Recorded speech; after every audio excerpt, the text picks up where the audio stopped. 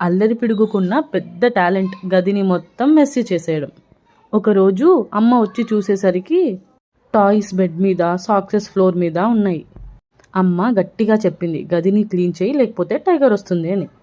అల్లరి పిడుగు నమ్మలేదు. కానీ అమ్మ ఐస్ సడన్గా టైగర్ ఐస్ లాగా మారిపోయాయి. పెద్ద గోర్లు, టైగర్ టేల్తో అమ్మ భయంకరంగా కనిపించింది. అల్లరి పిడుగు ఒక్కసారిగా షాక్ అయిపోయాడు. భయపడి బెడ్ కిందికి దూరేశాడు. అప్పుడు టైగర్ వాయిస్తో అమ్మ రూమ్ క్లీన్ చేయి అని గట్టిగా అరిచింది. భయపడి హడలెత్తిపోయి అల్లరి పిడుగు క్లీన్ చేసేసాడు రూమ్ మొత్తం షైన్ అవుతుంది. అప్పుడు అమ్మ నార్మల్ అయిపోయింది. అమ్మ నవ్వింది. టైగర్ పోయింది. అప్పటి నుంచి అల్లరి పిడుగు రూమ్ ఎప్పుడూ నీట్ అండ్ క్లీన్. ఎందుకంటే టైగర్ మమ్మీ ఎప్పుడైనా రావచ్చు. మీకు కూడా ఈ కథ నచ్చితే లైక్ చేయండి, మా ఛానల్ని సబ్స్క్రైబ్ చేయండి, మీ ఫ్రెండ్స్తో షేర్ చేయండి.